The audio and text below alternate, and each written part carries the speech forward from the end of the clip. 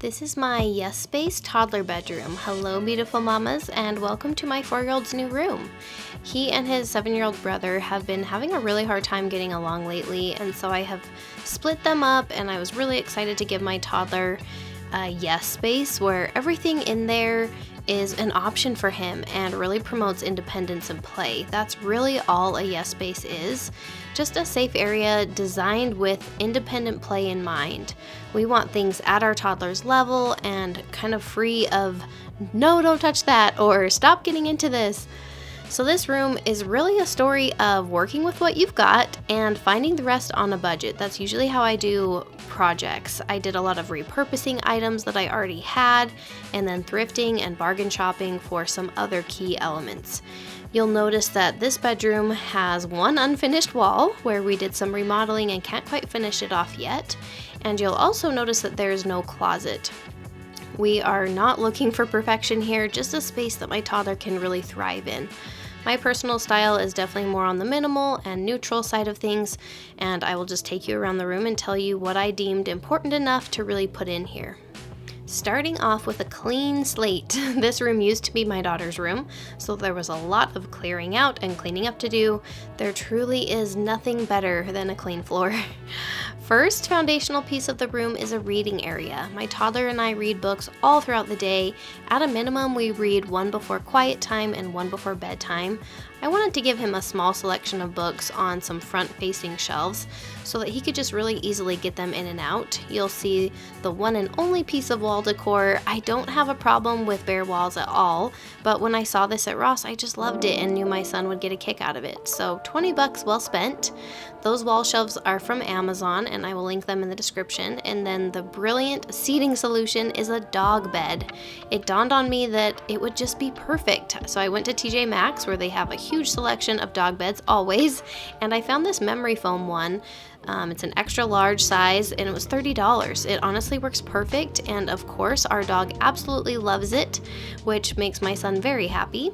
I did the room all by myself, which I'm very proud of, by the way, but I did have my husband help with hanging up these shelves. It's really the one thing that I wanted a second pair of hands and a second pair of eyes as we decided where to put them. They ended up being just the perfect height for my toddler, and this is probably my favorite area of the room, honestly.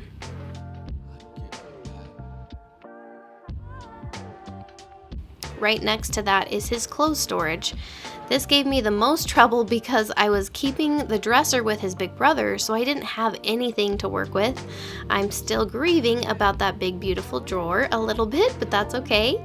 I spent a ton of time looking for used dressers and finally just came up with this idea that I'm actually really happy with. I found a $10 wood shoe rack at Ross that I knew would fit these rope baskets that I've had for years now. They were from Target.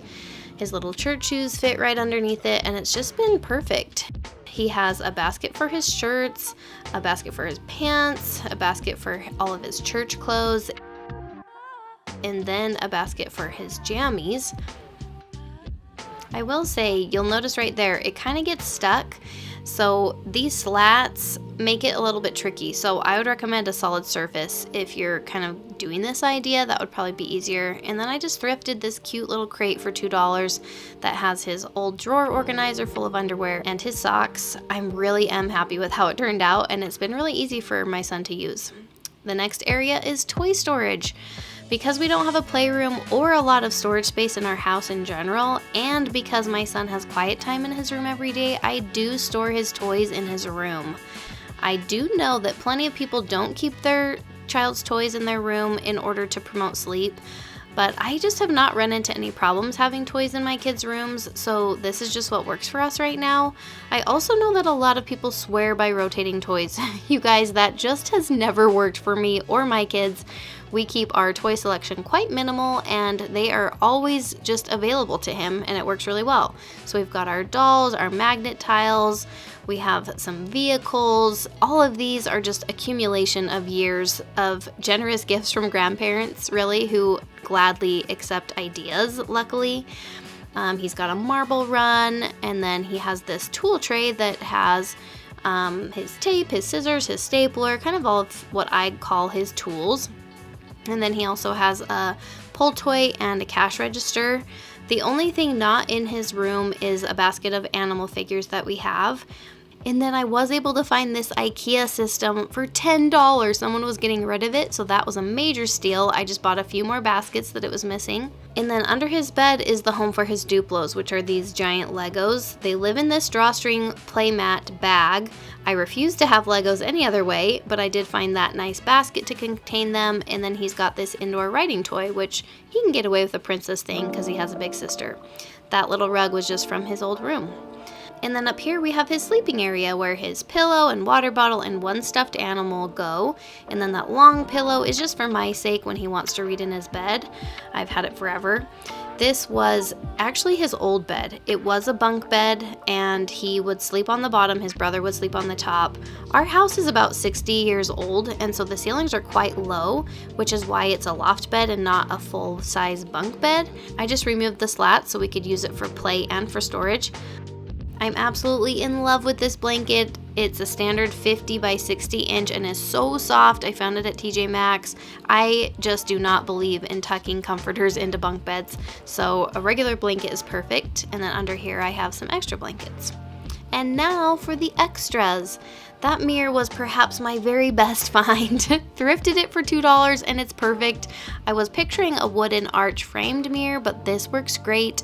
And I brought the plant in from another area of our house. That plant just keeps on giving. I get new shoots all the time, so we just have more and more of those plants.